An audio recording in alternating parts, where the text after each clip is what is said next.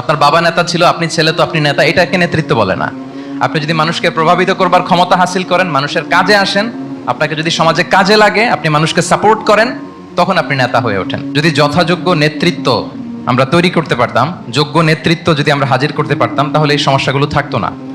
আমরা আল্লাহ রাসূল সাল্লাল্লাহু আলাইহি ওয়া আলিহি ওয়াসাল্লামের নেতৃত্বের গুণাবলীগুলো যদি, ওনার যে লিডারশিপ ট্রেডস, লিডারশিপ ফিচার্সগুলো আছে, এগুলো যদি আমরা খেয়াল করি, তাহলে দেখবো যে এগুলো দিয়ে তিনি পুরো একটা জাতি, একটা ভূখণ্ডের জীবনধারা পাল্টে দিয়েছিলেন। তাহলে নেতৃত্বের দিক থেকে অ্যাজ এ লিডার তিনি কতটা সফল, এটা খুব ক্লিয়ার আমাদের কাছে। আমরা এখন দেখার চেষ্টা করবো যে রাসূল সাল্লাল্লাহু আলাইহি ওয়াসাল্লামের লিডারশিপটা আসলে কোন ধরনের লিডারশিপ ছিল, কোন ধরনের নেতৃত্ব ছিল, এবং সেখান থেকে বর্তমান সময়ে আমরা কি করে যুগোপযোগী নেতৃত্ব তৈরি করতে পারি। প্রথম যেটা বলতে হবে সেটা হচ্ছে আল্লাহ রাসূল সাল্লাল্লাহু আলাইহি ওয়া আলিহি ওয়াসাল্লামের নেতৃত্বটা ছিল সার্ভেন্ট লিডারশিপ। সার্ভেন্ট লিডারশিপ মানে হচ্ছে কাজের মধ্য দিয়ে নেতা হওয়া। বেসিক্যালি আপনি যখন মানুষের কাজে লাগবেন বা কাজে আসবেন, তখনই আপনি নেতা। যদি আপনাকে সমাজে কোনো কাজে না লাগে, সমাজে যদি আপনি রেলেভেন্ট হতে না পারেন, কাউকে সাপোর্ট করতে না পারেন, গাইড করতে না পারেন, তাহলে তো নেতা হয়ে ওঠা আপনার পক্ষে সম্ভব হবে না। তাহলে যদি কাজে লাগা যায় মানুষের, আপনি যদি কাজে লাগেন, আপনি যদি মানুষের উপকারে আসেন, তাহলে by default you are a leader. If you are society oriented, if you are people oriented, if you are service oriented, by default you are a leader. আমরা যদি আল্লাহ রাসূল সাল্লাল্লাহু আলাইহি ওয়া আলিহি ওয়াসাল্লামের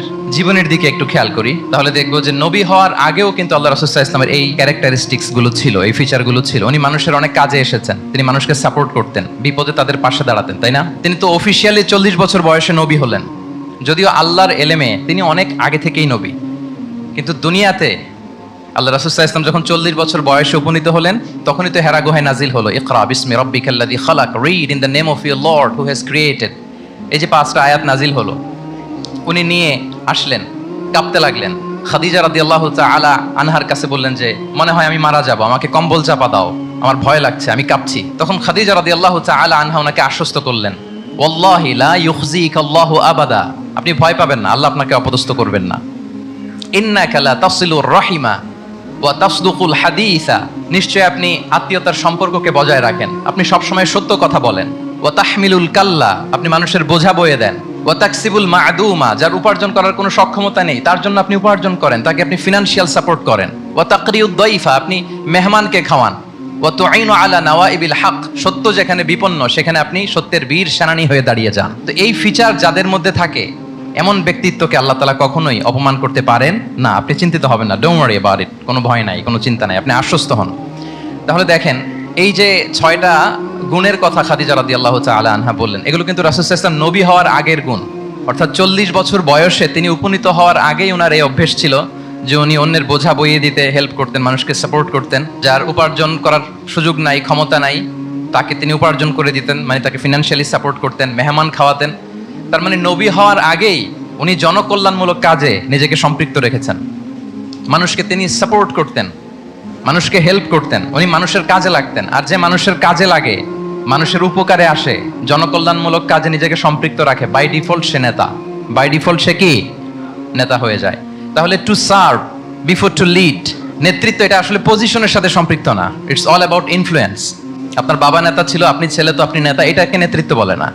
আপনি যদি মানুষকে প্রভাবিত করবার ক্ষমতা হাসিল করেন, মানুষের কাজে আসেন, আপনাকে যদি সমাজে কাজে লাগে, আপনি মানুষকে সাপোর্ট করেন, তখন আপনি নেতা হয়ে ওঠেন। তাহলে রাসূল সাল্লাল্লাহু আলাইহি ওয়াসাল্লামের লিডারশিপটা যদি বুঝতে হয়, প্রথম কথা হচ্ছে ওনার লিডারশিপের প্যাটার্নটা ছিল সার্ভেন্ট লিডারশিপ, মানে সার্ভিস দেওয়ার মধ্য দিয়ে উনি নেতা বনে গেছেন। নবী হওয়ার আগেই ওনার মধ্যে এই ট্রেড ছিল, উনি মানুষকে সার্ভিস দিতেন। আরবিতেও একটা কথা আছে, সাইয়্যিদুল কওমি খাদিমুহুম, মানে যিনি সমাজের নেতা তিনি হবে সমাজের সবচেয়ে বড় খাদেম। যিনি নেতা হবেন তিনি সমাজের সবচেয়ে বড় কি হবেন? খাদেম হবেন। আমি টোটাল 12টা পয়েন্ট আলোচনা করবার চেষ্টা করব ইনশাআল্লাহ। প্রথম পয়েন্টটা হচ্ছে সার্ভেন্ট লিডারশিপ, মানে to serve before to lead. নেতা হওয়ার আগে খাদেম হইতে হবে। কি হইতে হবে? খাদেম হইতে পারলে আপনি বাই ডিফল্ট নেতা। তাহলে আল্লাহ রাসূল সাল্লাল্লাহু আলাইহি ওয়া আলিহি ওয়াসাল্লামের নেতৃত্বের প্রথম কথা হচ্ছে ওনার লিডারশিপ প্যাটার্নটা ছিল সার্ভেন্ট লিডারশিপ। এটা হচ্ছে নাম্বার 1। 2 নাম্বার কথা হচ্ছে নেতৃত্বের জন্য যেটা লাগে সেটা হচ্ছে কম্পিটেন্স। কিছু কম্পিটেন্স লাগে, এর মধ্যে অন্যতম কম্পিটেন্স হচ্ছে এলোকোয়েন্স, বাগ্মিতা, বক্তব্যের পারঙ্গমতা। এটা লাগে, মানে যিনি নেতা হবেন তিনি কথা বলতে জানতে হবে, কথা বলতে পারতে হবে। এবার বলেন তো, আল্লাহ রাসূল সাল্লাল্লাহু আলাইহি ওয়াসাল্লামের এই কোয়ালিটিটা ছিল কি ছিল না? অসাধারণ কমিউনিকেশন স্কিল ছিল আল্লাহ রাসূল সাল্লাল্লাহু আলাইহি ওয়া আলিহি ওয়াসাল্লামের। এবং ওনার পাবলিক স্পিকিং এর যে কি দক্ষতা, আমরা ওনার বিভিন্ন বক্তব্যে, ওনার জুমার খুতবায়, ওনার বিভিন্ন আলোচনায়, বক্তব্যগুলো থেকে আমরা বুঝতে পারি। তাহলে নেতা হইতে হলে তার এলোকোয়েন্স লাগে, বাগ্মিতা লাগে।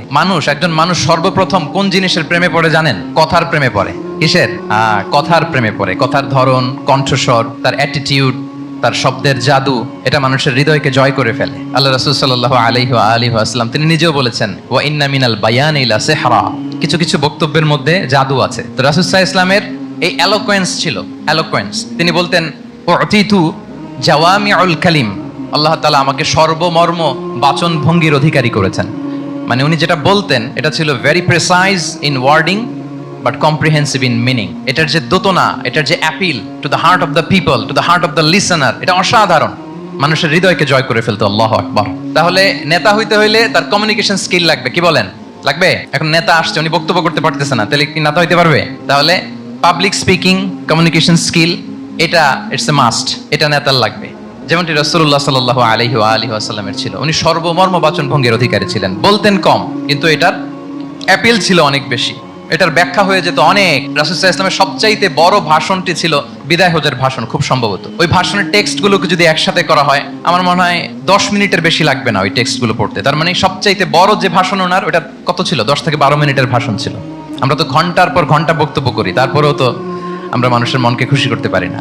উনি সেই যে 1400 বছর আগে 10 মিনিটের একটা ছোট্ট ভাষণ দিলেন, গোটা বিশ্ব আজও হাবুডুবু খায় ওই ভাষণের ভেতর, ঠিক কিনা বলেন? তাহলে উতিতু জাওয়ামিউল কালিম, আমি সর্বমর্ম বাচনভঙ্গির অধিকারী। সুবহানাল্লাহ, ভেরি প্রিসাইজ এন্ড ক্লিয়ার। কতটা প্রিসাইজ এন্ড ক্লিয়ার ছিল রাসূল সাল্লাল্লাহু আলাইহি ওয়াসাল্লামের বক্তব্য? আম্মা জান আয়েশা রাদিয়াল্লাহু তাআলা আনহা বলেন, লাউ আদাহুল আদু লা আহসাহু, তিনি যখন বক্তব্য করতেন, কেউ যদি চাইতো যে দেখি কয়টা শব্দ বললেন বক্তব্যে, কয়টা বাক্য বললেন, চাইলে মুহূর্তে গুনে ফেলা যেত সেটা। এত প্রিসাইজ এন্ড ক্লিয়ার বক্তব্য ছিল যে তিনি কয়টা বাক্য ব্যবহার করেছেন, কয়টা শব্দ ইউজ করেছেন এই বক্তব্যে, চাইলে যে কেউ গুনে ফেলতে পারত। এবং তিনি খুবই শুদ্ধ আরবিতে কথা বলতেন, আফসাহুল লিসান ছিলেন। বিশুদ্ধ ভাষায় কথা বলতে পারা এটা অনেক জরুরি। রাসূল সাল্লাল্লাহু আলাইহি ওয়াসাল্লাম অত্যন্ত বিশুদ্ধ আরবিতে কথা বলতেন, এবং বিশুদ্ধ আরবি জানাটা বা বিশুদ্ধ ভাষাটা এত জরুরি যে আল্লাহ তাআলা তার প্রিয় হাবিবকে এই বিশুদ্ধ ভাষা শেখানোর জন্য মায়ের বুকের দুধ খাওয়া থেকে বঞ্চিত রেখেছিলেন। আমি আবারও বলছি, বিশুদ্ধ ভাষাটা এত জরুরি যে আল্লাহ তাআলা তার প্রিয় হাবিবকে মায়ের বুকের দুধ থেকে বঞ্চিত রেখেছেন শুধু বিশুদ্ধ ভাষার জন্য। তিনি কিন্তু মায়ের বুকের দুধ খেতে পারেন নাই। হালিমাতু সাদিয়ার সাথে সেই বনু সাদ গোত্রে চলে গিয়েছেন, সেখানে ছিলেন। হালিমাতু সাদিয়া ওনাকে দুধ খাইয়েছেন। এরপরে যখন মরুভূমির চমৎকার পরিবেশে একেবারে বিশুদ্ধ আরবি তিনি শিখেছেন, আবার শিশু মুহাম্মদ সাল্লাল্লাহু আলাইহি ওয়াসাল্লামকে তিনি তার মায়ের কাছে ফিরিয়ে দিয়েছেন। তাহলে চিন্তা করে দেখেন যে বিশুদ্ধ ভাষার জন্য মায়ের বুকের দুধকে স্যাক্রিফাইস করা হয়েছে। আল্লাহু আকবার। তাহলে আম্মা জান আয়েশা রাদিয়াল্লাহু তাআলা আনহা বলতেন, লাউ আদাহুল আদু লা আহসাহু, চাইলে যে কেউ গুনতে পারতো যে তিনি প্রিয় নবীজি কয়টা বাক্য বললেন, কয়টা শব্দ। এত প্রিসাইজ এন্ড ক্লিয়ার ছিল। অন্য বর্ণনায় এসেছে, কানা ইয়াতাকাল্লামু বিকালামিন বাইনাহু ফাসলুন, তিনি এমন ভাবে কথা বলতেন, কথার মাঝখানে মাঝখানে পজ দিতেন। কি দিতেন? পজ দিতেন, মানে একটু থামতেন যাতে করে শ্রোতারা বুঝতে পারে। ইয়াতাকাল্লামু বিকালামিন বাইনাহু ফাসলুন, বলতে বলতে মাঝে মাঝে একটা পজ দিতেন যাতে সবাই বুঝতে পারে। ইয়াহফাযুহু মান জালাসা ইলাই, আশেপাশে যারা বসতো তারা সহজে এটা মুখস্থ করে ফেলতে পারে। পজ দিয়ে দিয়ে থেমে থেমে এত চমৎকার করে ওনার প্রেজেন্টেশন ছিল, বক্তব্য মালাগুলো ছিল, ফলে যারা শুনতেছে ইজিলি মুখস্থ করে ফেলতে পারত। এবং গুরুত্বপূর্ণ কথা তিনি এমফাসাইজ করতেন, 3 বার বলতেন। একবার তিনি বলতেছেন, আত-তাকওয়া হা হুনা হা হুনা হা হুনা ওয়া ইউশিরু ইলা সাদরিহি 3 মাররাত, তাকওয়াকে তিনি এখানে রেফার করেছেন। আমরা তো মনে করি তাকওয়া সব ঢুকে গেছে এখানে, তাকওয়া ঢুকে গেছে টুপিতে, তাকওয়া ঢুকে গেছে জামাতে, এগুলো তাকওয়ার একটা নমুনা। কিন্তু আল্লাহ রাসূল সাল্লাল্লাহু আলাইহি ওয়াসাল্লাম বলেছেন তাকওয়া এখানে এখানে এখানে, এভাবে 3 বার তিনি ইঙ্গিত করেছেন। গুরুত্বপূর্ণ কথাকে তিনি এভাবে এমফাসাইজ করতেন। মাঝে মাঝে এমন আবেগঘন বক্তব্য উপস্থাপন করতেন, সাহাবারা অশ্রুসিক্ত হতো।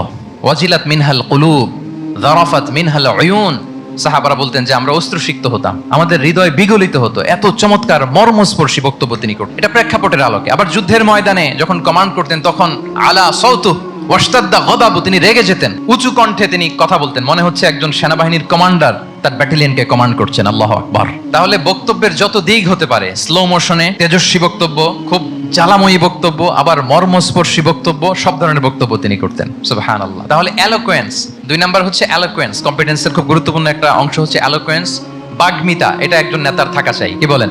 একজন নেতার এরকম বক্তব্য দিতে জানতে হবে না? আল্লাহ রাসূল সাল্লাল্লাহু আলাইহি ওয়া আলিহি ওয়াসাল্লাম তিনি ঠিক এইভাবে বক্তব্য করতেন। মাঝে মাঝে তিনি ইমোশনাল ইন্টেলিজেন্স ইউজ করতেন, মানে আবেগ অনুভূতিকে নাড়িয়ে দিয়ে শ্রোতাকে প্রভাবিত করে ফেলা। স্পিরিচুয়াল ইন্টেলিজেন্স বা ইমোশনাল ইন্টেলিজেন্স তিনি বক্তব্যের মধ্যে ব্যবহার করতেন। এমন ভাবে তিনি নাসিহাত করতেন, এমন ভাবে কথা বলতেন, মানুষের আবেগ অনুভূতিকে তিনি নাড়িয়ে দিতেন। আল্লাহু আকবার। ছোট্ট একটা উদাহরণ এখানে আমি হাজির করি। আপনারা হুনাইনের যুদ্ধের কথা নিশ্চয়ই শুনেছেন। কত হিজরিতে হয়েছিল? 8ম হিজরি। তার মানে মক্কা বিজয়ের ইমিডিয়েট পরেই, কয়েক সপ্তাহ পরেই তো হুনাইনের যুদ্ধ হয়েছিল। তো এই হুনাইনের যুদ্ধে অনেক ওয়ার বুটিজ মুসলমানদের করতলগত হয়েছিল, মানে অনেক গানিমাত, অনেক সম্পদ ওনারা যুদ্ধ শেষে যুদ্ধলব্ধ সম্পদ হিসেবে পেয়েছিলেন। 24,000 উট, প্রায় 40,000 ভেড়া, এত পরিমাণ গানিমত যখন রাসূল সাল্লাল্লাহু আলাইহি ওয়াসাল্লাম পেলেন, তিনি এগুলো বন্টন করতে শুরু করলেন। কিন্তু রাসূল সাল্লাল্লাহু আলাইহি ওয়াসাল্লাম তিনি বন্টন করতে যে আনসারী সাহাবীদেরকে, অর্থাৎ মদিনার যে সাহাবারা, তাদেরকে কিছুই দিলেন না, বরং তিনি মক্কার সাহাবাদেরকে দিলেন, অন্যান্য গোত্রের লোকদেরকে দিলেন, আশেপাশের সবাইকে দিলেন, কিন্তু দিলেন না কাদেরকে? আনসারী সাহাবীদেরকে। ফলে এত বিশাল ওয়ার বুটিজ, এর মধ্যে থেকে কিছুই আনসারীরা পেল না। ওনাদের মধ্যে ক্ষোভের জন্ম নিল। ক্ষোভ থেকে ওনারা সমালোচনা করতে আরম্ভ করলেন আল্লাহ রাসূল সাল্লাল্লাহু আলাইহি ওয়াসাল্লামের, এবং সমালোচনা করতে করতে এটা এমন পর্যায়ে চলে গেল, এক পর্যায়ে তারা বলতে আরম্ভ করলো যে আমরা ওনার জন্য জান দিলাম, জীবন দিলাম, আজকে উনি এত সম্পদ পেয়ে সব নিজ এলাকার লোকদের মাঝে বন্টন করে দিল, এটা কি ঠিক করলো উনি? আল্লাহর নবীকে ক্ষমা করুক। মানে কেমন যেন রাসূল একটা ভুল করে ফেলছেন, রাসূল সাল্লাল্লাহু আলাইহি ওয়াসাল্লাম ওনাদেরকে দিতে বাধ্য ছিলেন, এটা যেহেতু দেন নাই, আল্লাহ তার রাসূলকে ক্ষমা করুক, এরকম একটা কথা তারা বলে ফেলতেন। এটা তো অনেক বড় কথা। আল্লাহ রাসূল সাল্লাল্লাহু আলাইহি ওয়াসাল্লাম যখন এই কথা শুনলেন, তখন তিনি আনসারী সাহাবীদেরকে জড়ো করে একটা গেট টুগেদার করে এমন ইমোশনালি ওনাদেরকে কাবু করলেন, ইমোশনাল ইন্টেলিজেন্স ইউজ করলেন। এখানে তারা এসেছিল ক্ষোভ নিয়ে, অসন্তোষ নিয়ে, পরে সবাই কান্না করে রাসূল সাল্লাল্লাহু আলাইহি ওয়াসাল্লামের কাছে ক্ষমা চেয়ে সেই মজলিস থেকে উঠতে বাধ্য হয়েছে। তিনি সবাইকে ডেকে বললেন, ইয়া মাআশারাল আনসার, আলাম আতিকুম দুল্লালান ফাহাদাকুমুল্লাহ ওয়া আলাতান ফাআগনাকুমুল্লাহ ওয়া আ'দাআন ফাআল্লাফাল্লাহু বাইনা কুলুবিকুম। চমৎকার চমৎকার এক্সপ্রেশন, যে ওহে আনসাররা, আমি কি তোমাদেরকে পথভ্রষ্ট পাইনি, পথহারা পাইনি? আমার ওসিলায় তোমরা হেদায়েতের দেখা পেয়েছো। আমি কি তোমাদেরকে নিঃস্ব পাইনি? আমার ওসিলায় তোমরা সমৃদ্ধ হয়েছে, সম্পদশালী হয়েছে। আমি কি তোমাদেরকে যুদ্ধরত অবস্থায় পাইনি? আউস খাজরাজ তোমরা তো ফাইট করতেছিলে ইচ আদার, আমি যে তোমাদের মধ্যে সম্প্রীতি আর ভালোবাসার মেলবন্ধনে তোমাদেরকে একত্রিত করে দিলাম। আওয়াজাতুম ফি আনফুসিকুম ফি লুআআতিন মিনাদ দুনিয়া, আর দুনিয়ার সামান্য কিছু জিনিসের কারণে তোমরা মনে কষ্ট পাচ্ছ, যেটা দিয়ে আমি কিছু মুসলিমদের হৃদয়কে আকৃষ্ট করছিলাম। তা আল্লাফতু বিহা কওমান লিউসলিমু ওয়া ওয়াকালতুকুম ইলা ইসলামিকুম, আমি কিছু মুসলিমদেরকে এগুলো দিয়ে তাদের হৃদয়টাকে ইসলামের প্রতি আরো অ্যাট্রাক্টেড করতেছিলাম, আর তোমাদেরকে তোমাদের ইসলামের উপরই আমি ছেড়ে দিয়েছি। আমি জানি আমার আনসাররা, তাদের হৃদয়ে যে ইসলাম আছে এটাই তাদের জন্য যথেষ্ট। আমা তারদাউনা আইয়াযহাবান নাসু বিশ-শাতি ওয়াল বাঈর ওয়া তারজিউনা বিরাসূলিল্লাহি ফি রিহালিকুম। Won't you be happy that people go back to their country with sheep and camel, and you go back to your country with Rasulullah? Allahu Akbar. তোমরা কি এতে খুশি হবে না? মানুষ উট আর ভেড়া নিয়ে তাদের এলাকায় ফিরবে, আর তোমরা আল্লাহর রাসূলকে নিয়ে তোমাদের এলাকায় ফিরবে। এরকম একটার পর একটা ইমোশনালি রাসূল সাল্লাল্লাহু আলাইহি ওয়াসাল্লাম যখন আনসার সাহাবীদেরকে কাবু করতে লাগলেন, ওনারা এমন ভাবে কান্নার রোল জুড়ে দিল, এমন ভাবে অনুতপ্ত হলো, কাঁদতে শুরু করলো। পরে এরা বলতে আরম্ভ করলো, আমি তো 2-1টা বাক্য বললাম, লম্বা চূড়া মন মাতানো বক্তব্য, হৃদয়স্পর্শী বক্তব্য। তারা বললো, ইয়া রাসূলুল্লাহ, আমরা শুধু আপনাকে পেয়েই খুশি।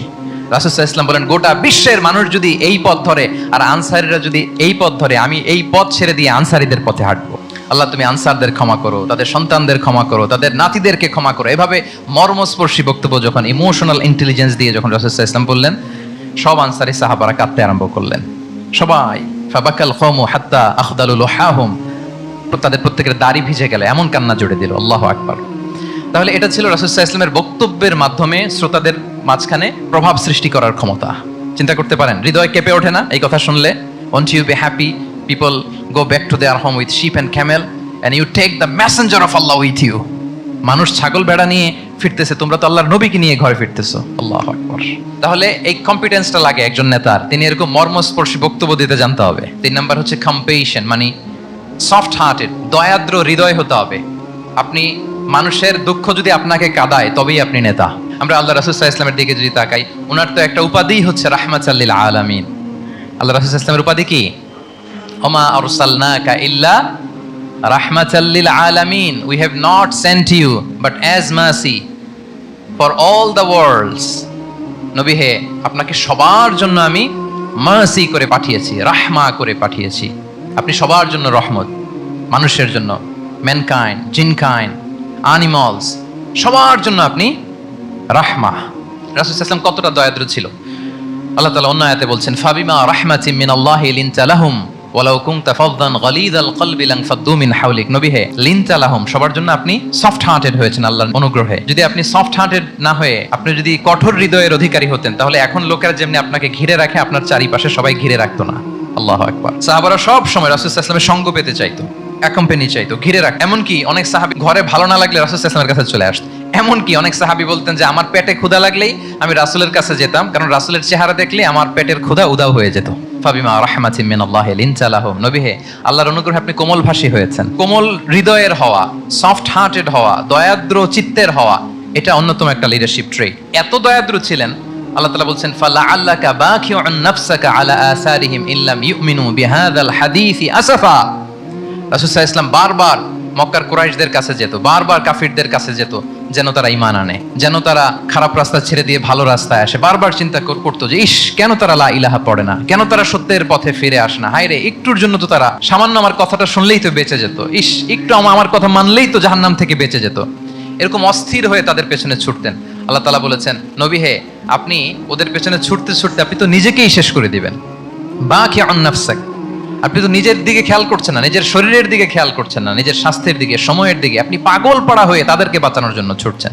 তাহলে কতটা দয়াদ্র কোমল হৃদয়ের অধিকারী হলে যে কাফেররা রাসূল সাল্লাল্লাহু আলাইহি ওয়াসাল্লামকে ফিজিক্যালি মেন্টালি এমন কোনো টর্চার নেই করে নাই, তাদের পিছনে পিছনে ছুটতেন তিনি। হায় রে, একটু যদি ইমানের রাস্তায় আনা যায়, কোনোভাবে যদি তাদেরকে বুঝিয়ে কনভিন্স করা যায়, তাহলে কম্প্যাশনেট, দয়ালু হওয়া, এটা নেতৃত্বের অন্যতম একটা গুণ। আপনার হৃদয়ে দয়া থাকতে হবে, মায়া থাকতে হবে সবার জন্য, কারণ নেতা তিনি তো সবার।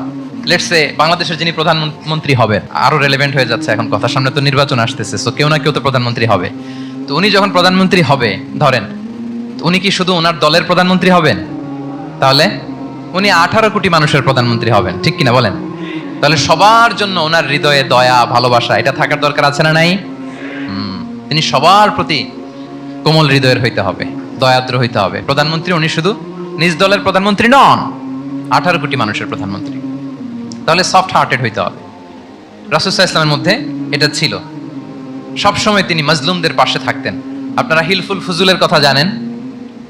ওনার বয়স যখন 35, ইয়ামানের এক ব্যবসায়ী আসছিল মক্কায় ব্যবসা করতে। পণ্য বিক্রির পরে আস ইবনে ওয়াইল নামে এক দুষ্ট জালেম, সে পণ্য নিয়ে বলে আমরা এই এলাকার লোক, আমরা দাম দিব না, কি করতে পারো করো। এই লোক কান্না জুড়ে দিল। তার কান্না দেখে রাসূল সাল্লাল্লাহু আলাইহি ওয়াসাল্লামের হৃদয়ে দয়া হলো। তিনি ওনার চাচা জুবাইর ইবনে আব্দুল মুত্তালিব সহ ওনার মতো যারা ইয়াং স্টার আছে সবাইকে নিয়ে একটা সংঘ করলেন। এটাই তো হালাফুল ফুদুল, মূলত নাম হচ্ছে হালাফুল মুত্তাইয়িবিন। জাহিলি যুগে ওনাদের প্রথা ছিল, কোনো একটা ভালো কাজে কেউ যখন এক হতো, রং ভর্তি বালতির ভেতরে হাত ঢুকিয়ে তারা পাথরের মধ্যে ওই হাতের ছাপ দিত, সবাই ওইখানে ছাপ দিত। ফলে কাইন্ড অফ কভেনেন্ট, এটা একটা চুক্তির মতো, যে আমরা চুক্তিবদ্ধ হলাম, এগ্রিমেন্ট করলাম যে আমরা সবাই এক। রাসূল সাল্লাল্লাহু আলাইহি ওয়াসাল্লাম ওনার মতো ইয়াংস্টারদেরকে নিয়ে এই হালাফুল মুত্তাইয়িবিন বা হালাফুল ফুদুল করেছেন। এবং এটার মূল কথা ছিল, মূল স্লোগান ছিল নাহনু মাআল মাজলুম দিদ্দা যালিম, আমরা সবসময় মাজলুমের পক্ষে থাকবো, জালিমের বিপক্ষে। এটা ছিল হিলফুল ফুজুলের কি মূল শিক্ষা। এভাবে সব সময় তিনি মাজলুমদের সাথে ছিলেন। শ্রমিক সাহাবীদেরকে বড্ড ভালোবাসতেন, শ্রমজীবীদেরকে বড্ড ভালোবাসতেন।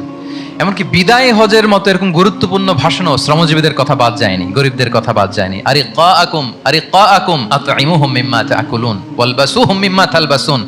খবরদার, সেদিনও বলেছিলেন সেই বিদায় হজের ভাষণে, তোমরা তোমাদের শ্রমজীবী লোকদের কথা ভুলে যেও না, তোমাদের স্টাফদের কথা, তোমাদের দাস দাসীদের কথা। তোমরা যা খাবে সেখান থেকে তাদেরও খাওয়াবে, তোমরা যে পোশাক পরবে সেখান থেকে তাদেরও পোশাকের ব্যবস্থা করবে। আল্লাহু আকবার। তাহলে রাহমাতাল লিল আলামিন, তিনি ছিলেন কম্প্যাশনেট, দয়ালু হৃদয়ের অধিকারী। 4 নম্বরে হচ্ছে ইন্টিগ্রিটি। ইন্টিগ্রিটি মানে সততা, নৈতিকতা থাকতে হবে। এটা অন্যতম একটা লিডারশিপ ট্রেট। এটার বড় ক্রাইসিস এখন ইন্টিগ্রিটির। রাসূল সাল্লাল্লাহু আলাইহি ওয়াসাল্লামের লিডারশিপটা ছিল এথিক্যাল লিডারশিপ, কিন্তু এইটার অনেক বড় ক্রাইসিস আমাদের সমাজে, আমাদের নেতৃত্বের মাঝে। কি বলেন? নৈতিকতার ঘাটতি আছে না? নৈতিকতা বিবর্জিত নেতৃত্ব, এটা দিয়ে কিছুই হয় না। একটা জাতির ধ্বংসের জন্য নৈতিকতা বিবর্জিত নেতৃত্বই যথেষ্ট। এজন্য নৈতিকতা লাগবে, ইন্টিগ্রিটি, সততা। আমরা যদি আল্লাহ রাসূল সাল্লাল্লাহু আলাইহি ওয়াসাল্লামের নেতৃত্বের দিকে তাকাই, ওনার সততা, ওনার সত্যবাদিতা, ওনার আমানতদারিতা নিয়ে যদি আমরা একটু সিরাতের পরতে পরতে খেয়াল করি, এমনকি নবী হওয়ার আগে যদি খেয়াল করি, তাহলে দেখবো যে মক্কার লোকেরা আল্লাহ রাসূল সাল্লাল্লাহু আলাইহি ওয়াসাল্লামকে আস-সাদিক, আল আমিন উপাধিতে ভূষিত করেছেন। সুবহানাল্লাহ, মানে সত্যবাদী, ট্রুথফুল এন্ড ট্রাস্টওয়ার্দি। স্বয়ং মক্কার লোকেরা, মক্কার মুশরিকরা রাসূল সাল্লাল্লাহু আলাইহি ওয়াসাল্লামকে উপাধি দিয়েছিলেন আল আমিন। কি উপাধি দিয়েছিলেন? আল আমিন। তার মানে কখনো মিথ্যা বলেননি। কখনো আমানতের খেয়ানত করেননি। যখন আয়াত নাজিল হলো ওয়া আনজির আশিরাতাকাল আকরাবিন, হে নবী আপনি আপনার নিকট আত্মীয়দেরকে সতর্ক করুন জাহান্নামের আযাবের, তিনি সাফা পাহাড়ের চূড়ায় উঠে গেলেন, ডাকতে আরম্ভ করলেন, ও মক্কার লোকেরা, ও আমার আত্মীয়রা, আমি যদি বলি এই পাহাড়ের পেছনে একদল ঘোড়সাওয়ার সশস্ত্র ব্যাটালিয়ন তোমাদেরকে এখনই অ্যাটাক করবে, তোমরা কি বিশ্বাস করবে? আকুনতুম মুসাদ্দিকিয়া, আমার কথা বিশ্বাস করবে? মক্কাবাসী এক বাক্যে কি বলেছিল জানেন? তারা বলেছিল না, অবশ্যই বিশ্বাস করবে। কেন বিশ্বাস করবে? বলে যে মা জাররাবনা আলাইকা ইল্লা সিদকা, we have never ever experienced a single lie from you in our life. আমরা জীবনে কোনোদিন তোমার মিথ্যা বলতে শুনি নাই। আল্লাহু আকবার। কি নিঃসংকোচ স্বীকৃতি এলাকার লোকদের। এইটা আমাদের সমাজে অনেক বড় ক্রাইসিস, আমানতদারিতা, ট্রাস্টওয়ার্থিনেস। সো এখান থেকে আমাদের শিখতে হবে, অনেক কিছু রিভাইজ করতে হবে আমাদেরকে। এই যে নতুন বাংলাদেশের চমৎকার সময় এসেছে, আর 54 বছরও হয়তো আমরা এই সুযোগ পাবো না। এজন্য আমাদেরকে শিখতে হবে রাসূল সাল্লাল্লাহু আলাইহি ওয়াসাল্লামের যে ইন্টিগ্রিটি, ওনার যে ট্রাস্টওয়ার্থিনেস, এই আমানতদারিতা থেকে আমাদেরকে শিখতে হবে। তাহলে নেতাকে আস্থার জায়গা তৈরি করে নিতে হয়। রাসূল সাল্লাল্লাহু আলাইহি ওয়াসাল্লাম এটা ধীরে ধীরে তৈরি করেছেন। আপনারা জানেন যে উনি নবুয়তের আগে পার্টনারশিপে বিজনেস করতেন খাদিজা রাদিয়াল্লাহু তাআলা আনহার সাথে, মানে খাদিজা রাদিয়াল্লাহু তাআলা আনহার ইনভেস্টমেন্ট আর উনি শ্রম দিতেন। তো উনি সিরিয়াতে গিয়েছেন পণ্য নিয়ে, মালামাল নিয়ে। ওনার ব্যবসা বাণিজ্যের ধরন কেমন এটা দেখবার জন্য খাদিজা রাদিয়াল্লাহু তাআলা আনহা ওনার এক বান্ধবীকে পাঠিয়েছিলেন ওই ক্যারাভ্যানে, ওই কাফেলায়। নাম ছিল মাইসারা। তো মাইসারাকে বলেছে, মাইসারা তুমি দেখবা যে টাকা পয়সা আবার উল্টাপাল্টা করে কিনা, ঠিকঠাক মতো ব্যবসা করে কিনা, আমার huge investment on behalf of me, তুমি এই ক্যারাভ্যানে থাকবে আর দেখবে যে মোহাম্মদ ঠিকঠাক বিজনেসটা করে কিনা। আল্লাহু আকবার। মাইসারা এই সফর শেষে এসে খাদিজা রাদিয়াল্লাহু তাআলা আনহার কাছে এমন পজিটিভ রিভিউ দিয়েছে, এই রিভিউ শুনেই খাদিজা রাদিয়াল্লাহু তাআলা আনহা বিষ্ণু ইসলামকে বিয়ে করার জন্য রাজি হয়ে গেছেন। আলহামদুলিল্লাহ। মাইসারা এসে রিভিউ দিতে লাগলো যে মোহাম্মদ সে সবার চেয়ে আলাদা সাল্লাল্লাহু আলাইহি ওয়াসাল্লাম। তার ওঠা বসা, তার চলন বলন, তার কথন, তার ডিলিংস, তার লেনদেন সব আলাদা, অসাধারণ তিনি। মাইসারার রিভিউ শুনে আল্লাহু আকবার, খাদিজা রাদিয়াল্লাহু তাআলা আনহা তিনি অবাক হয়ে গেলেন এবং তিনি বিয়ের প্রস্তাব পাঠালেন। রাসূল সাল্লাল্লাহু আলাইহি ওয়াসাল্লামের এই আমানতদারিতায় মুগ্ধ হয়ে কি করলেন? বিয়ের প্রস্তাব পাঠালেন। তাহলে কি পরিমাণে ট্রাস্টওয়ার্থিনেস ওনার ছিল। আরো মজার ব্যাপার হচ্ছে, মক্কার কুরাইশরা, মক্কার লোকেরা রাসূল সাল্লাল্লাহু আলাইহি ওয়াসাল্লামের কাছে এসে আমানতের সম্পদ গচ্ছিত রাখতো। আবু জাহেলের কাছে রাখতো না, উতবা, শাইবা, ওয়ালিদ ইবনে মুগিরা কারো কাছে রাখতো না। খেয়াল করে দেখেন, দল করে আবু জাহেলের, দল করে কার? কিন্তু আমানত রাখে কার বাসায়? কি অবাক করা কাণ্ড না? কর্মী হচ্ছে আবু জাহেলের, কিন্তু আমানতের সম্পদ রাখে কার কাছে? মুহাম্মদ সাল্লাল্লাহু আলাইহি ওয়াসাল্লামের বাসায়। রাসূল সাল্লাল্লাহু আলাইহি ওয়াসাল্লাম যেদিন হিজরত করবেন, উনি সাইয়েদনা আলী রাদিয়াল্লাহু তাআলা আনহুকে অ্যাসাইন করে গিয়েছেন যে আলী তুমি থাকো, তুমি কয়েকদিন পরে মদিনায় হিজরতে যাবা, আমার কাছে যত আমানতের সম্পদ আছে এগুলো তুমি আগে বিলি করে তারপরে যাবে। রাসূল সাল্লাল্লাহু আবু বকর রাদিয়াল্লাহু তাআলা আনহুকে নিয়ে চলে গেলেন। আলী রাদিয়াল্লাহু তাআলা আনহুর টানা 3 দিন লেগেছে যে ডিপোজিটগুলো রাসূল সাল্লাল্লাহু আলাইহি ওয়াসাল্লামের কাছে ছিল, আমানতের যে জিনিসগুলো ছিল এগুলো বন্টন করতে সাইয়েদনা আলী রাদিয়াল্লাহু তাআলা আনহু 3 দিন সময় নিয়েছেন। 3 দিন, এত পরিমাণ আমানতের সম্পদ রাসূল সাল্লাল্লাহু আলাইহি ওয়াসাল্লামের কাছে ছিল। আল্লাহু আকবার। তাহলে এই আমানতদারিতা, সততা, অনেস্টি, ট্রাস্টওয়ার্থিনেস এটা অনেক জরুরি নেতৃত্বের জন্য। নেতা হতে চাইলে তাকে আমানতদার হইতে হবে। যদি একজন ট্রু লিডার কেউ হতে চায়, তার মধ্যে আমানতদারিতা চাই। কি চাই? আমানতদারিতা। তাহলে ইন্টিগ্রিটি। 5 নম্বরে হচ্ছে গুড ইন্টারঅ্যাকশন উইথ ফলোয়ার্স। নেতার তার ফলোয়ারের সাথে কি লাগবে? ভালো ইন্টারঅ্যাকশন লাগবে, সুন্দর একটা সম্পর্ক লাগবে, ভালো বোঝাপড়া চাই। একজন ভালো নেতৃত্বের বৈশিষ্ট্য হচ্ছে নেতা তার ফলোয়ারের সাথে কি করবে? ইন্টারঅ্যাক্ট করবে। এখানেই বস আর লিডারের মধ্যে পার্থক্য। বস কি করে? অর্ডার করে শুধু। বসের কাজ হচ্ছে এই ডুজ এন্ড ডোন্টস বলে দেয়, এইটা করা যাবে ওইটা করা যাবে, মানে অর্ডার করে, ডিরেক্ট করে। কিন্তু লিডার কি করে? গাইড করে, মেন্টরিং করে, ইন্সপায়ার করে, মোটিভেট করে। So here is the difference between leader and boss. তাহলে বসই হওয়া যাবে না। নেতা হইতে চাইলে বসই হওয়া যাবে না। You have to interact with your followers. আপনার ফলোয়ারের সাথে ইন্টারাকশন লাগবে, তবেই আপনি নেতা। আমরা দেখি রাসূল সাল্লাল্লাহু আলাইহি ওয়াসাল্লামের কেমন ইন্টারাকশন ছিল। রাসূল সাল্লাল্লাহু আলাইহি ওয়াসাল্লাম যে কোনো বড় ডিসিশনে সাহাবাদের সাথে কনসালটেশন করতেন, পরামর্শ করতেন, তারপরে সিদ্ধান্ত নিতেন। ওয়া শাবিরহুম ফিল আমর, এই আয়াতের ভিত্তিতে তিনি সবার সাথে কি করে নিতেন? সাহাবাদের সাথে পরামর্শ করে নিতেন। আপনারা দ্বিতীয় হিজরির যে বদরের যুদ্ধের কথা জানেন।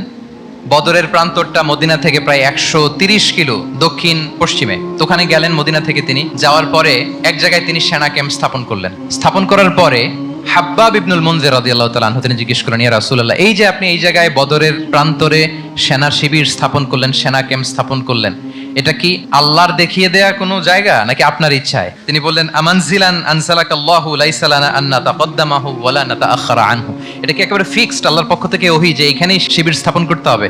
নাকি আম হুয়া রা'য়ু ওয়াল হারবু ওয়াল মাকিদা, নাকি এটা যুদ্ধের কৌশল হিসেবে আপনি নিজ থেকে করেছেন? রাসূল সাল্লাল্লাহু আলাইহি ওয়াসাল্লাম বললেন, না, এটা কোনো ওহী না। আমার কাছে মনে হয়েছে, আমার যে অ্যানালিসিস, আমার মনে হয়েছে বদরের যুদ্ধে এখানেই আমাদের পজিশনিংটা হইলে ভালো হয়।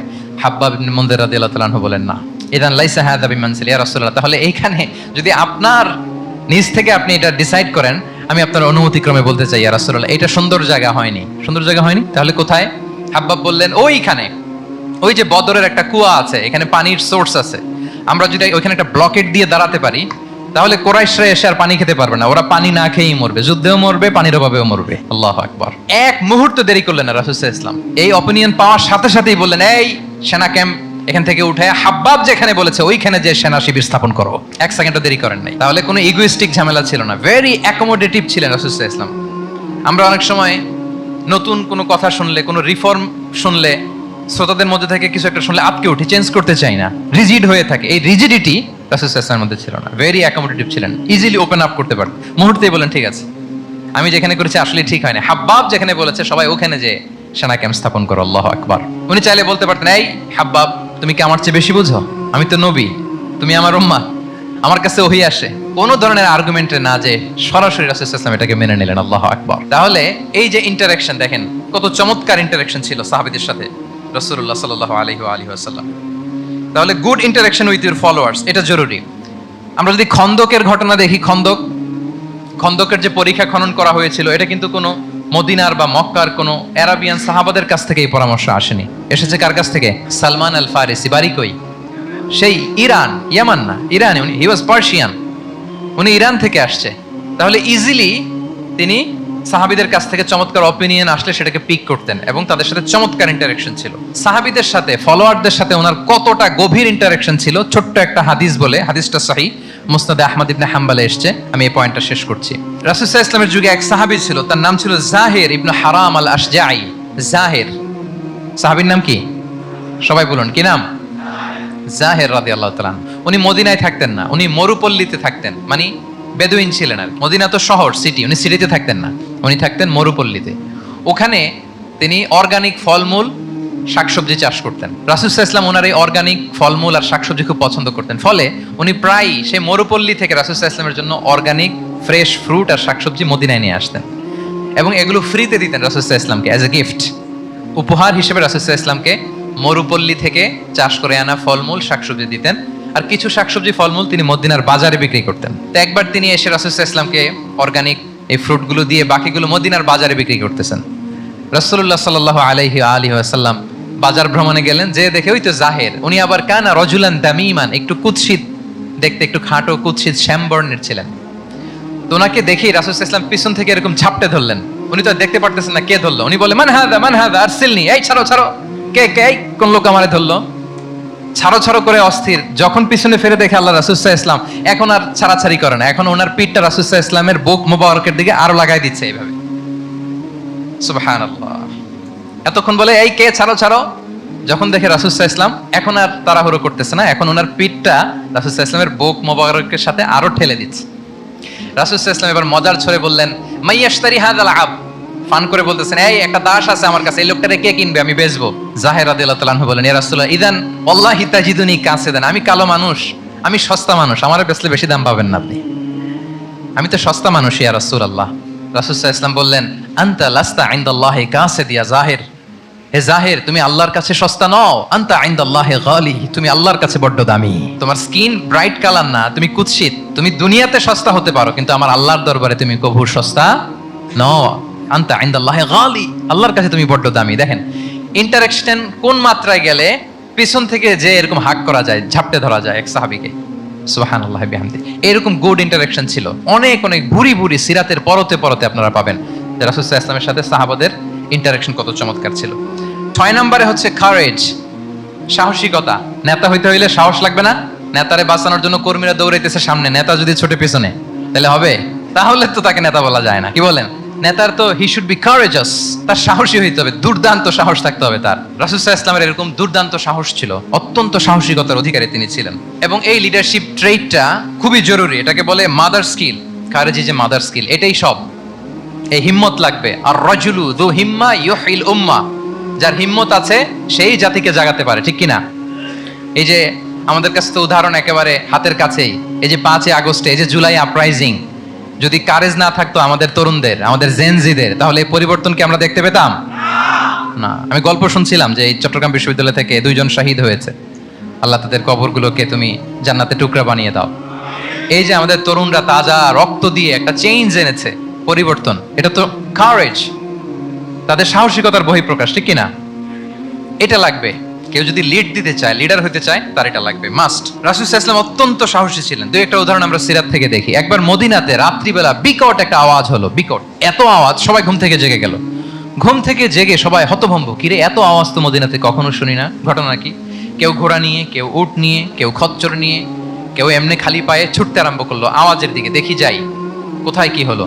সবাই ছুটতে ছুটতে মাঝপথে যেয়ে দেখে রাসূল সাল্লাল্লাহু আলাইহি ওয়াসাল্লাম আওয়াজ কোথায় হয়েছে, কোত্থেকে হয়েছে দেখে ফিরে আসতেছে আর বলতেছে, লান তুরাউ, ডোন্ট ওয়ারি, আরে ভয় নাই, ভয় নাই, দেখে আসছি আমি, আল্লাহু আকবার, ভয় নাই, আমি দেখে আসছি, এভরিথিং ইজ ফাইন দেয়ার, সব ঠিক আছে, যাও ফিরো মদিনায় ফিরো। সবাই ভয় পেয়ে ঘোড়া টোরা ও ঠাকিয়ে ছুটতে আরম্ভ করছে। অনেক দূর যাওয়ার পরে দেখে রাসূল সাল্লাল্লাহু আলাইহি ওয়াসাল্লাম আবু তালহা রাদিয়াল্লাহু তাআলা আনহুর একটা খুবই ক্ষিপ্ত ঘোড়া নিয়ে উনি দেখে ভিজিট করে ফিরে আসতেছেন।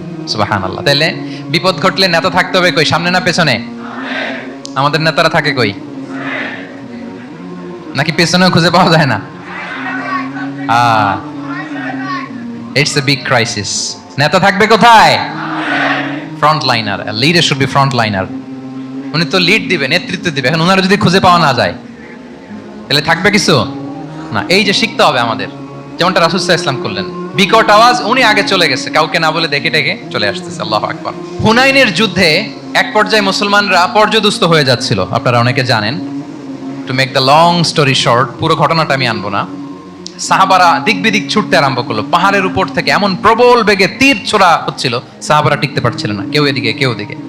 রাসূল সাল্লাল্লাহু আলাইহি ওয়াসাল্লাম এই তীর তলোয়ারকে উপেক্ষা করে সামনে যেয়ে দাঁড়ালেন ঢালের মতো, আর বললেন, আনা নবিয়্যু লা কাযিব, আনা ইবনু আব্দুল মুত্তালিব। এই সাহাবারা, আনা নবিয়্যু লা কাযিব, আমি সত্য নবী, আমার দিকে ফেরো, am the grandson of Abdul Muttalib, আমি দাঁড়িয়ে আছি, ফেরো। রাসূল সাল্লাল্লাহু আলাইহি ওয়াসাল্লামের যখন এই সাহসী স্টেটমেন্ট তারা পেলেন, আবার আল্লাহু আকবার ধ্বনি নিয়ে সাহাবারা সামনের দিকে এগিয়ে গেছেন। এই যে আগালেন, আর পিছু ফিরলেন না, হুনাইন জয় করেই ছাড়লেন। আল্লাহু আকবার। তাহলে ইতিহাসের পরতে পরতে, সিরাতের পরতে পরতে আমরা দেখবো যে রাসূল সাল্লাল্লাহু আলাইহি ওয়াসাল্লাম হি ওয়াজ এ হাইলি কারেজাস, অনেক সাহসী একজন ব্যক্তিত্ব ছিলেন, অত্যন্ত সাহসী পুরুষ ছিলেন। তাহলে নেতা হইতে হইলে তার কি লাগবে? সাহসিকতা লাগবে, তার তো লিড দিতে হবে ফ্রন্ট লাইন থেকে। এবং কাপুরুষতা, ভীরুতা, এটা থেকে রাসূল সাল্লাল্লাহু আলাইহি ওয়াসাল্লাম পানাহ চেয়েছেন। আল্লাহুম্মা ইন্নী আউযু বিকা মিনাল হাম্মি ওয়াল হাসান ওয়া আউযু বিকা মিনাল আজজি ওয়াল কাসাল ওয়া আউযু বিকা মিনাল জুবনি ওয়াল বুখল। জুবন মানে কি? ভীরুতা, কাপুরুষতা। হে আল্লাহ, আমি ভীরুতা থেকে, কাপুরুষতা থেকে পানাহ চাই। আমরা যেন কাপুরুষ না হই, আমরা যেন ভীরু না হই, আমরা যেন সত্যের বীর সেনানী হয়ে আবু সাঈদের মতো এরকম 2 হাত প্রসারিত করে দাঁড়াতে পারি, ঠিক কিনা? এই যে কারেজাস আবু সাঈদ, হ্যাঁ, is the icon of courage of Bangladesh. কি বলেন? এই যে বুক টান টান করে যে হাত 2টা প্রসারিত করে দাঁড়ালো, আল্লাহু আকবার। গোটা বিশ্ব এখন তাকে আইকনিক ফিগার হিসেবে মেনে নিছে। কি বলেন? গোটা বিশ্ব তাকে চিনছে, তার জন্য দোয়া করছে। তাহলে courage it's an essential leadership trade, এটা লাগবে প্রিয় ভাইয়েরা। আল্লাহ তাআলা এই কারেজ, এই সৎ সাহস দিয়ে আমাদেরকে ধন্য করুক। 7 নম্বরে হচ্ছে কনফ্লিক্ট রিজলভিং এবিলিটি, বিরোধ নিষ্পত্তি করার মতো যোগ্যতা থাকতে হবে নেতার। অর্থাৎ নেতা হইতে হবে এমন যে বিরোধকে নিষ্পত্তি করে দিতে পারে, মিটমাট করে দিতে পারে, ঝগড়া লাগলে মিটাই দিতে পারে। এটা গুরুত্বপূর্ণ কোয়ালিটি না নেতার জন্য? কি বলেন? রাসূল সাল্লাল্লাহু আলাইহি ওয়াসাল্লামের কিন্তু এটা ছিল, বিরোধ নিষ্পত্তি করা। রাসূল সাল্লাল্লাহু আলাইহি ওয়াসাল্লাম মক্কা থেকে মদিনায় যে 1 ঘন্টায় বছরের পর বছর চলে আসা যুদ্ধ, they use to fight each other, Aus and Khazraj, 1 ঘন্টায় যুদ্ধ থামাই দিয়েছেন। আল্লাহু আকবার। He was a very good mediator and arbitrator. রাসূল সাল্লাল্লাহু আলাইহি ওয়াসাল্লাম অত্যন্ত ভালো মধ্যস্থতাকারী ছিলেন, ভালো মধ্যস্থতাকারী তিনি ছিলেন। তিনি থামিয়ে দিতে পারতেন, বিরোধকে থামাতে পারতেন। আপনারা জানেন যে মক্কায় একবার সম্ভবত অগ্নিকাণ্ডের কারণে কাবা ঘর জ্বলে গিয়েছিল, ধ্বংস হয়েছিল, কিছু অংশ নষ্ট হয়ে গিয়েছিল। কাবাকে রিনোভেট করা হয়েছিল, ফলে কাবার একটা কর্নারে যে ব্ল্যাক স্টোন কর্নার, রুকনুল হাজারিল আসওয়াদ, হাজরে আসওয়াদ পাথরকে সরিয়ে রাখা হয়েছিল। এখন কাবা যখন পুনর্নির্মাণ শেষ, ওই হাজরে আসওয়াদ পাথরকে আবার তার জায়গায় রাখা হবে। কিন্তু কে রাখবে? সবাই রাখতে চায়, সব দলের নেতারা বলে আমরা রাখবো। এক দলের নেতা বলে যে আমি রাখবো, এটা অনেক very prestigious and dignified issue, এই প্রেস্টিজ আমরা কাউকে নিতে দিব না। আরেক দলের নেতা বলে না, আমাদের পাওয়ার বেশি, আমরা রাখবো। আরেক দলের নেতা বলে যে না, এটা আমাদেরই। আরেকজন বলে রক্তের গঙ্গা বইয়ে দিব মক্কায়, কিন্তু এই সম্মান হাতছাড়া হতে দেব না। এখন জাতীয় 4 নেতা গেছে চারদিকে, সমাধান তো নাই। পাথর কয়টা? পাথর তো মাত্র একটা। ইন দ্য মিন টাইম রাসূল সাল্লাল্লাহু আলাইহি ওয়াসাল্লাম আসলেন। রাসূল সাল্লাল্লাহু আলাইহি ওয়াসাল্লামকে দেখেই সবাই হ্যাপি। সবাই বলে যা আমিনুন রাদিনা বি, এই তো আলামিন আসছে, ওই ফয়সালা করবে। আল্লাহ রাসূল সাল্লাল্লাহু আলাইহি ওয়াসাল্লাম বললেন কি হয়েছে? এই ঘটনা। জাতীয় চাঁদ নেতা বলে এই পাথর নিয়ে তারা নিজেরা রাখবে, কাউকে দিবেন। রাসূল সাল্লাল্লাহু আলাইহি ওয়াসাল্লাম বললেন ঠিক আছে, একটা চাদর নিয়ে আসো। চাদর নিয়ে আসা হলো। এবার জাতীয় চাঁদ নেতা চাদরের চার কর্নার ধরে দাঁড়ালো। রাসূল সাল্লাল্লাহু আলাইহি ওয়াসাল্লাম নিজ হাতে হাজরে আসওয়াদ তুলে চাদরের মাঝখানে রাখলেন। এবার চাঁদ নেতাকে বললেন আসো তোমরা আমার সাথে। তারা আগাতে লাগলো। কাবা ঘরের সামনে যখন আসলো, রাসূল সাল্লাল্লাহু আলাইহি ওয়াসাল্লাম নিজ হাতে ওনার বরকতময় হাতে আবার হাজরে আসওয়াদ ধরে ঠিক জায়গা মতো রেখে দিলেন। এতক্ষণ কিন্তু চাঁদ নেতা কি বলছে? কাউরে ধরতে দিব না, কাউকে। কিন্তু এখন চাদরের কোনা ধরেই happy. This is called conflict resolving ability. একজন নেতার এরকম কনফ্লিক্ট, সমাজে যখন এই ধরনের বিরোধ তৈরি হয়, ঝামেলা তৈরি হয়, মারামারির মতো পরিস্থিতি তৈরি হয়, সংঘাতের মতো একটা সিচুয়েশন হয়, নেতা এটাকে রিজলভ করার ক্যাপাসিটি এবিলিটি তার থাকতে হবে। আল্লাহ রাসূল সাল্লাল্লাহু আলাইহি ওয়াসাল্লামকে আল্লাহ তাআলা এটা দিয়েছিলেন। আল্লাহু আকবার। শুধু বড় বড় জিনিস না, ছোট ছোট জিনিসও করতে হয়। লেটস সে নিজ দলের নেতা কর্মীদের মধ্যে মারামারি, নিজ দেশের ভেতরে মারামারি, দেশের সাথে প্রতিবেশী দেশের বিরোধ, রিজিওনাল সুপার পাওয়ার হলে আশেপাশের অনেকগুলো দেশের মধ্যে বিরোধ, আপনাকে নেতা হয়ে এগুলো মিটমাট করে দিতে হবে। সুপার পাওয়ার যদি হয়ে যান, গোটা বিশ্বের যেখানে ঝামেলা লাগে, দেখেন না বড় বড় মোড়লরা কি করে, ওই কাতারে বসে বসে ওই আফগানিস্তান, তারপর ওই ইসরায়েল, কাতার মিলাই দিচ্ছে। দেখেন না এগুলো নিউজ আপনারা? This is called conflict resolving ability. কনফ্লিক্টকে রিজলভ করতে জানতে হয়। রাসূল সাল্লাল্লাহু আলাইহি ওয়াসাল্লাম এরকম রাষ্ট্রীয় পর্যায়ে, বড় বড় সামাজিক পর্যায়ে, এমনকি ফ্যামিলি অ্যাফেয়ার্স এর মধ্যে যত বিরোধ লাগতো রাসূল সাল্লাল্লাহু আলাইহি ওয়াসাল্লাম মিলাই দিতেন। আল্লাহু আকবার। ফ্যামিলি কাউন্সেলিং, এজন্য প্রত্যেক ইমাম খতিবদের এই কাউন্সেলিং এর উপর ট্রেনিং নেওয়া দরকার। আমাদের পরিবারগুলো ভেঙে যাচ্ছে, পরিবারগুলো কি হচ্ছে? ভেঙে যাচ্ছে। আমি পশ্চিমা দেশে আমাদের অনেক স্কলারদের দেখেছি যারা ইমাম এবং খতিব, তাদের আলাদা করে উইকলি 7 ঘন্টা 8 ঘন্টা 10 ঘন্টা এরকম রাখতে হয় ফ্যামিলি কাউন্সেলিং এর জন্য। যাদের মধ্যে বিরোধ, হাজবেন্ড ওয়াইফের ঝামেলা চলতেছে, উনি কাউন্সেলিং করে। এটা খুব জরুরি। আল্লাহ রাসূল সাল্লাল্লাহু আলাইহি ওয়াসাল্লাম এটা করতেন, সাহাবাদের মধ্যে করতেন, ইভেন নিজের স্ত্রীদের মধ্যেও করতেন। সহিহ বুখারীতে এসেছে ওনার স্ত্রীদের মধ্যে 2টা গ্রুপ ছিল। পজিটিভলি নেন, 2টা গ্রুপ, আবার এটা ওই গ্রুপ মনে করেন না।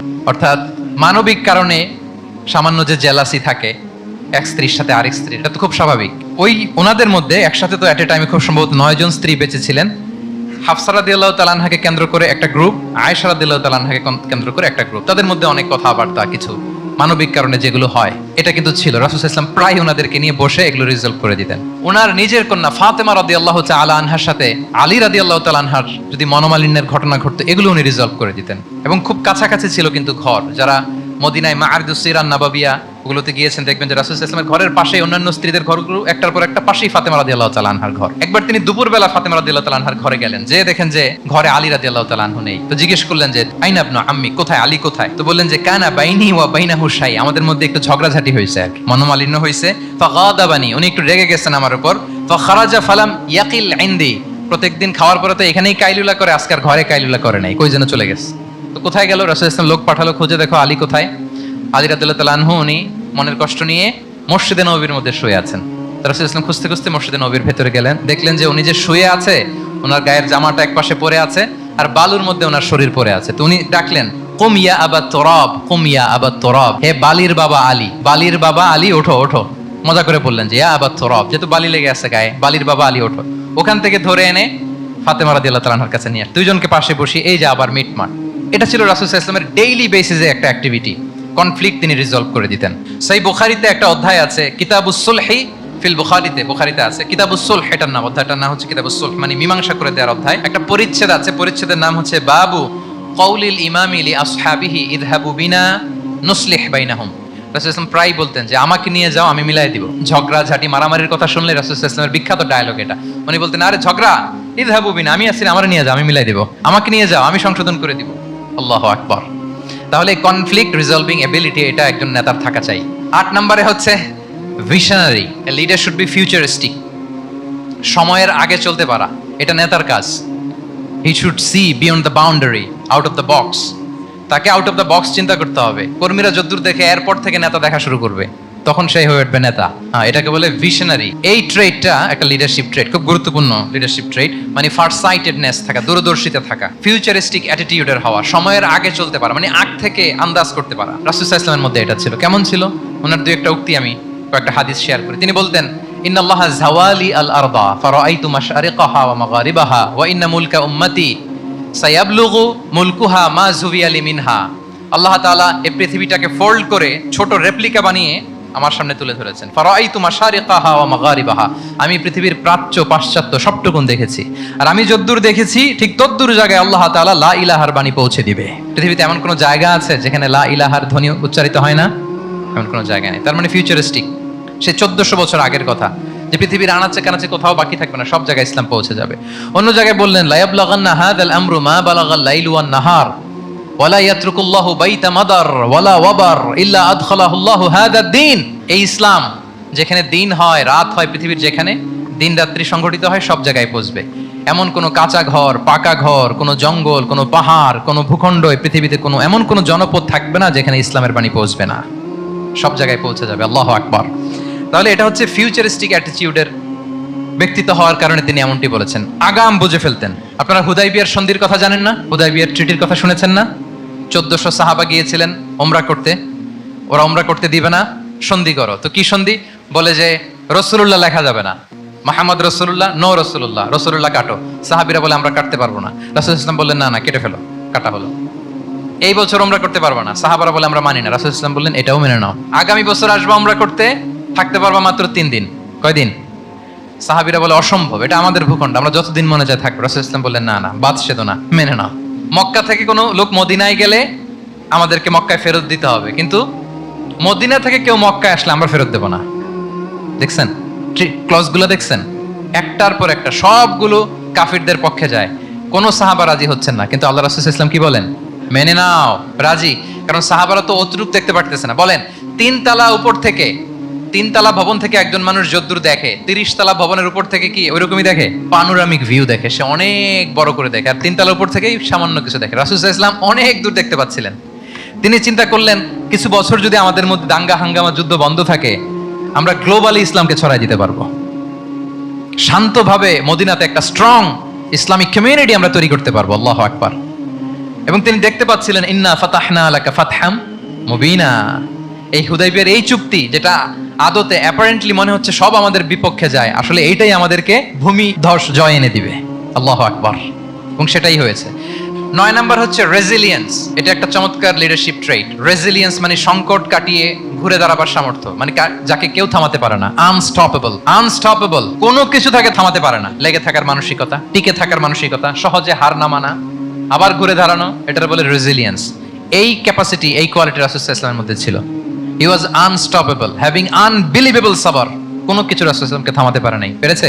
বলেন পেরেছে কেউ থামাতে? ছোটবেলা থেকে স্ট্রাগল করে, একটার পর একটা স্ট্রাগল ফেস করে বড় হয়েছেন। জন্মের আগেই তো ওনার পিতাকে আল্লাহ তাআলা উঠিয়ে নিলেন। তার মানে বাবাকে নিজ চোখে এই দুনিয়াতে আমাদের প্রিয় নবীজি দেখে যান নাই। আল্লাহ রাসূল সাল্লাল্লাহু আলাইহি ওয়াসাল্লাম ওনার বাবাকে, পিতাকে দেখছেন? দেখেন নাই।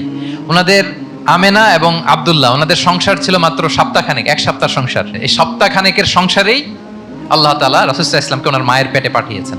আব্দুল্লাহ চলে গেলেন ব্যবসায়, ফিরে আসার পথে ওখানেই মারা গেলেন, ইয়াসরিবে। তার মানে জন্মের আগেই বাবাকে হারালেন, ইয়াতিম হয়ে দুনিয়াতে আসলেন। এরপরে মাকে হারালেন, এরপরে দাদাকে হারালেন, এরপরে চাচাকে হারালেন। Physically, mentally torture, emotionally traumatise করার যত ধরন আছে কাফিররা করেছে, কোনো কিছু রাসূল সাল্লাল্লাহু আলাইহি ওয়াসাল্লামকে থামাতে পেরেছে? ওনার লাইফ থ্রেট ছিল। হিজরতের রাতে তো আল্লাহ তাআলা বললেন আজই যেতে হবে, না হলে হত্যার ষড়যন্ত্র হচ্ছে, ব্ল্যাক ম্যাজিক করা হয়েছে। রাসূল সাল্লাল্লাহু আলাইহি ওয়াসাল্লাম খাসির মাংস, খাসির যে বাজুর মাংস, এটা পছন্দ করতেন। খাইবারে এক ইহুদি নারী এই খাসির মাংসের মধ্যে বিষ মিশিয়ে, পয়জন দিয়ে রাসূল সাল্লাল্লাহু আলাইহি ওয়াসাল্লামকে খাইয়েছিল হত্যার জন্য, একটার পর একটা। বলেন রাসূল সাল্লাল্লাহু আলাইহি ওয়াসাল্লামের মিশন থেকে এক চুল পরিমাণ ওনাকে পেছনে নেওয়া গিয়েছে? He was unstoppable. This is called resilience. একজন নেতার মধ্যে এই রেজিলিয়েন্ট মানসিকতা থাকতে হবে যে আমাকে কেউ থামাইতে পারবে না, আমরা আমাদের মঞ্জিলে মকসদে যাবই, এই মেন্টালিটির হইতে হবে। এটা হচ্ছে একটা লিডারশিপ ট্রেট, রেজিলিয়েন্ট। 10 নম্বরে হচ্ছে স্ট্র্যাটেজিক লিডারশিপ। নেতার কৌশলী হতে হয়। তার যে লক্ষ্য, মিশন, ভিশন, এটা সে সুকৌশলে আদায় করে নেবে। শুধু স্ট্র্যাটেজি নিয়ে, রাসূল সাল্লাল্লাহু আলাইহি ওয়াসাল্লামের স্ট্র্যাটেজি নিয়ে সুদীর্ঘ আলোচনা হতে পারে। আমি 2-1টা স্ট্র্যাটেজির কথা বলি, 2-1টা ওয়ার স্ট্র্যাটেজি। যুদ্ধের ময়দানে উনি কি স্ট্র্যাটেজি অবলম্বন করতেন দেখেন। উনি যুদ্ধের ডিস্ট্রাকশনকে, ক্যাজুয়ালিটি মিনিমাইজ করবার জন্য ওনার নির্দেশনা থাকতো, খবরদার কোনো নারীর গায়ে হাত তুলো না যুদ্ধের ময়দানে, শিশুর গায়ে হাত তুলো না, কোনো পাদ্রীর গায়ে হাত তুলো না, উপাসনারত যে সন্ন্যাসীরা আছে তাদের গায়ে হাত তুলো না, ওই এলাকার গবাদি পশুগুলোকে মেরো না, গাছপালা ধ্বংস করো না, যারা তোমাদের বিরুদ্ধে তলোয়ার ধরেনি তাদেরকে অ্যাটাক করো না। আল্লাহু আকবার, হোয়াট এ স্ট্র্যাটেজি। এবং যুদ্ধ চলাকালীন সময়ে সব সৈনিককে উনি এক জায়গায় মোতায়েন করতেন না, 5 ভাগে ভাগ করে নিতেন। ডান পাশে মাইমানা, বাম পাশে মাইসারা, সামনে হচ্ছে মুকাদ্দিমাতুল জাইশ, মাঝখানে কালব, পেছনে খালফ। এইভাবে 5টা ব্যাটালিয়নে ভাগ করে তারপরে তিনি যুদ্ধ পরিচালনা করতেন। What a war strategy. বদরের যুদ্ধে যখন পৌঁছলেন মদিনা থেকে 130 কিলোমিটার দূরে, দূরে আবসা দেখা যায়, মরিচিকার মধ্যে দেখা যায় ওই যে মুশরিকরা ওখানে আসছে, কিন্তু তারা কতজন এটা তো বোঝা যায় না।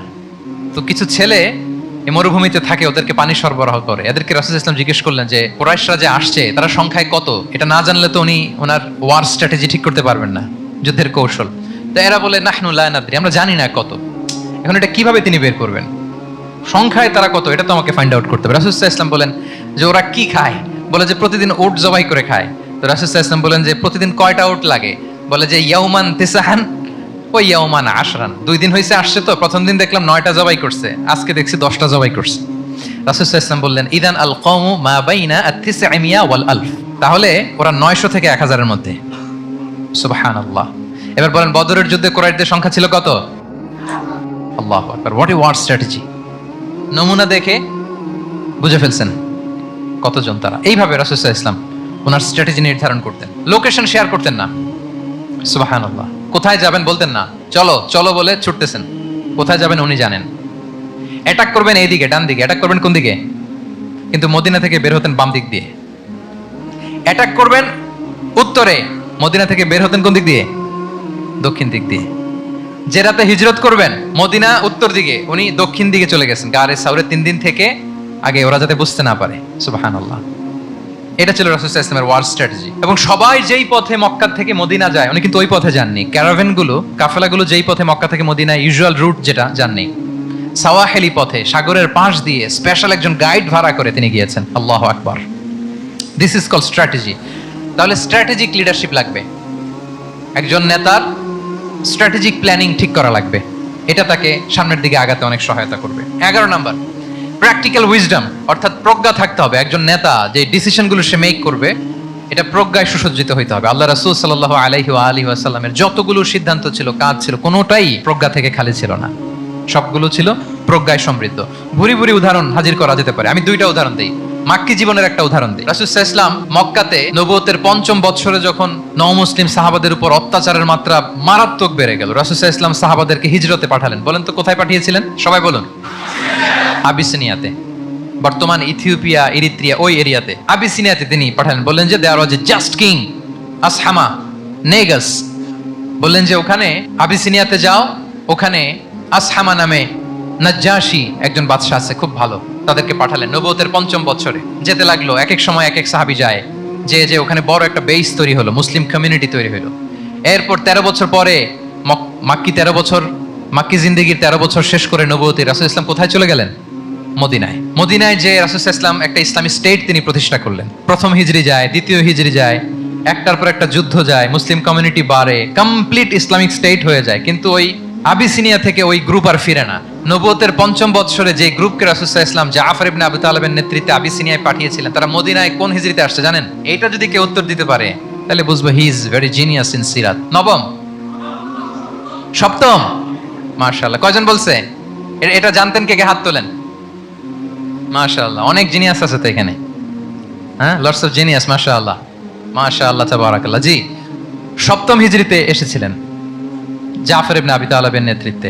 এখানে হিকমা, রাসূল সাল্লাল্লাহু আলাইহি ওয়াসাল্লামের উইজডমের ব্যাপারটা হচ্ছে, রাসূল সাল্লাল্লাহু আলাইহি ওয়াসাল্লাম আছেন মদিনাতে, একের পর এক কোরআনের আয়াত নাজিল হচ্ছে, আহকামগুলো সাহাবারা প্র্যাকটিস করতেছে, মসজিদে নববী হলো, ইসলামিক স্টেট হলো, বদরের যুদ্ধ হলো, উহুদ হলো, খন্দক হয়ে গেল, সব হয়ে যায়। কিন্তু ওনারা ফিরেন না কেন? ওনারা ফিরলেন সেই 7ম হিজরিতে খায়বার বিজয়ের পরে। এবং যেদিন জাফর ইবনে আবি তালেব আবিসিনিয়া থেকে সবাইকে নিয়ে ফিরলেন, রাসূল সাল্লাল্লাহু আলাইহি ওয়াসাল্লাম এত খুশি হলেন, উনি বললেন বিআইয়িহিমা আনা লা আদরি বিআইয়িহিমা আনা আফরাহ বিফাতহি খায়বার আও বিকুদুমি জাফর। আজকে কোনটাতে আমি বেশি হ্যাপি আমি জানি না, আমার ভাই জাফরকে পেয়ে নাকি খায়বার বিজয়ের কারণে। আমি কনফিউশনে পড়ে গেছি যে এইটাতে বেশি খুশি হইলাম নাকি ওইটাতে। এর কারণ হচ্ছে রাসূল সাল্লাল্লাহু আলাইহি ওয়াসাল্লাম অপেক্ষা করতেছিলেন যে মদিনা এই স্টেটটাকে আগে ইন্টারনাল এবং এক্সটার্নাল যত থ্রেট হতে পারে সবগুলো থেকে আগে সেফ জোন বানাতে হবে। এমন হতে পারে মদিনা হাতছাড়া হয়ে যেতে পারে। মদিনা যদি হাতছাড়া হয়, মদিনা থেকেও যদি আমার হিজরত করা লাগে, আমি কই যাব? ওইটারে সেকেন্ড বেস, প্ল্যান বি হিসেবে রেখে দিয়েছিলেন যে জাফর তুমি আইসো না, তুমি থাকো, নতুন নতুন যা আয়াত আসবে আমি সাহাবী দিয়ে এই বিধানগুলো পাঠাবো, ওখানে প্র্যাকটিস করতে থাকো, ইউল বি ফাইন দেয়ার, থাকো, আশা লাগবে না। থাকতে থাকতে সপ্তম হিজরি পর্যন্ত, খন্দকের যুদ্ধের মাধ্যমে যখন কুরাইশদের 20 দাঁত ভেঙে দেওয়া হলো, সপ্তম হিজরিতে যখন খায়বার দুর্গ বিজয় হয়ে গেল, now Islam came as a regional super power. রাসূল ইসলাম বুঝলেন আর ইন্টারনাল থ্রেটও নাই, এক্সটার্নাল থ্রেটও নাই, এবার আর কোনো টেনশন নাই। জাফর ইবনে আবি তালিবকে চিঠি পাঠালেন, তিনি বিশাল বাহিনী নিয়ে মুসলিমদেরকে নিয়ে তিনি ব্যাক করলেন মদিনাতে। আল্লাহু আকবার। This is called wisdom, practical wisdom. রাসূল সাল্লাল্লাহু আলাইহি ওয়াসাল্লামের এইভাবে এমন কোনো সিদ্ধান্ত নাই যেটার পেছনে প্রজ্ঞা ছিল না, প্রত্যেকটা সিদ্ধান্ত ছিল প্রজ্ঞায় সুসজ্জিত। আমরা যদি মদিনার একটা উইজডমের কথা খেয়াল করি, খুব সংক্ষেপে বলি, মদিনাতে আল্লাহ রাসূল সাল্লাল্লাহু আলাইহি ওয়া আলিহি ওয়াসাল্লাম, মদিনার সোসাইটিতে মুনাফিক কারা বলেন তো? এটা কি রাসূল সাল্লাল্লাহু আলাইহি ওয়াসাল্লাম জানতেন না? জানতেন কিনা বলেন?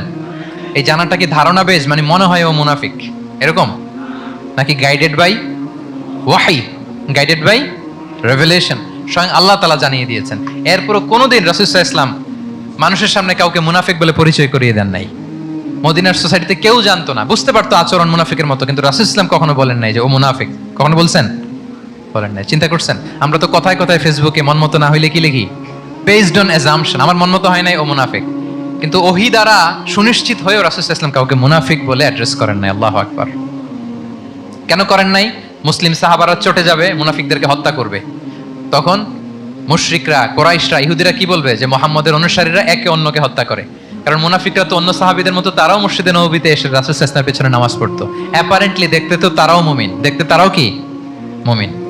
কখনো রাসূল সাল্লাল্লাহু আলাইহি ওয়াসাল্লাম বলেন না। তবে হুযায়ফা ইবনুল ইয়ামান রাদিয়াল্লাহু তাআলা আনহু নামে একজন সাহাবী, উনি মদিনার গোয়েন্দা বিভাগের প্রধান ছিলেন রাসূল সাল্লাল্লাহু আলাইহি ওয়াসাল্লামের, উনাকে বলে গিয়েছিলেন কারা কারা মুনাফিক, নামের লিস্টটা এজ এ রেফারেন্স শুধু উনাকে বলেছিলেন, আর কাউকে বলেন নাই। এজন্য ওমরে ফারুক রাদিয়াল্লাহু তাআলা আনহু যখন মদিনার খলিফা, তখন তিনি কেউ মারা গেলে ওনাকে যখন জানাজার ইমামতির জন্য বলা হতো, উনি দেখতেন যে ওই জানাজায় হুযায়ফা গিয়েছে কিনা। যদি হুযায়ফা ইবনুল ইয়ামান ওখানে যেতেন, উনি ওই নামাজের ইমামতি করতেন। আর যদি দেখতেন ওখানে হুযায়ফা নাই, ওখানে ওমরও নাই রাদিয়াল্লাহু তাআলা আনহু, আল্লাহু আকবার, তিনি কৌশলে পাশ কাটিয়ে বলতেন অন্য কেউ এই নামাজের ইমামতি করে দাও, আমি যাব না।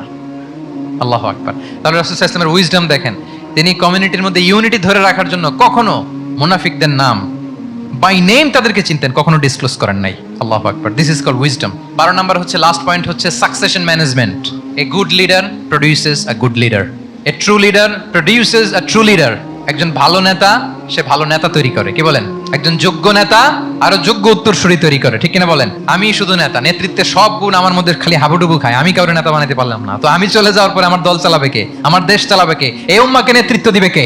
রাসূল সাল্লাল্লাহু আলাইহি ওয়াসাল্লাম নিজে যেমনি অনুসরণীয় নেতা ছিলেন, অনুকরণীয় নেতৃত্ব দিয়েছেন, তিনি এরকম নেতৃত্ব তৈরিও করে গিয়েছেন, ঠিক কিনা বলেন?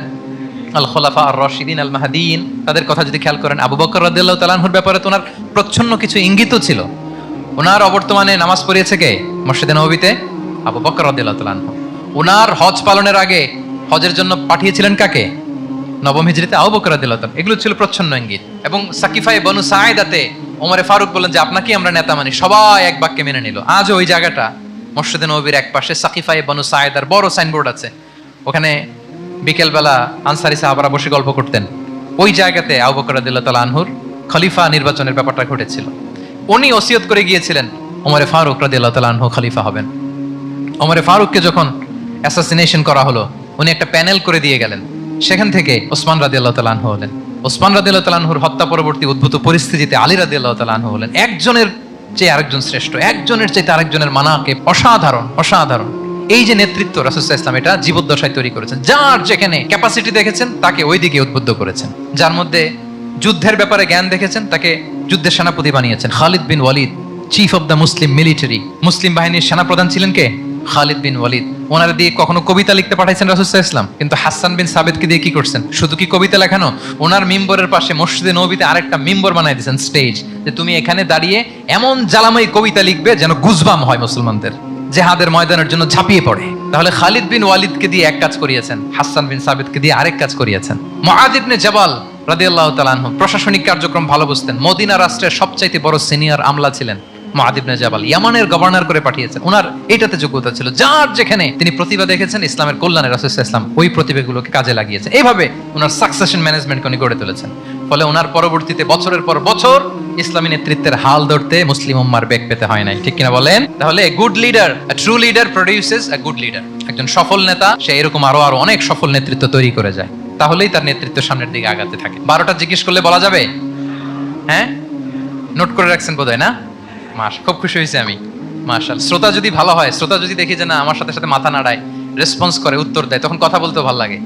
মানে এত গরমের মধ্যে, এত কষ্টে, অল আর সোয়েটিং, বাট এত মনোযোগের সাথে আপনারা শুনেছেন। আল্লাহ তাআলা আপনাদেরকে কবুল করুক। যুগ উপযোগী নেতৃত্ব তৈরি করবার জন্য রাসূল সাল্লাল্লাহু আলাইহি ওয়াসাল্লামের এই যে leadership trade, leadership features, leadership quality, ওনার যে নেতৃত্বের ধরন আমরা জানলাম, এগুলো থেকে আমাদের অনেক শেখার আছে, অনেক নেয়ার আছে। আমরা চাইবো আমাদের আগামী নেতৃত্ব আল্লাহ রাসূল সাল্লাল্লাহু আলাইহি ওয়াসাল্লামের এই লিডারশিপ ট্রেড থেকে উপকৃত হবে। তারা এগুলো স্টাডি করবে, এখান থেকে তারা তাদের নিজেদের নেতৃত্বকে সাজাবে। আল্লাহ তাআলা আমাদের সবাইকে কথাগুলো বোঝা আর আমল করার তৌফিক দান করুন।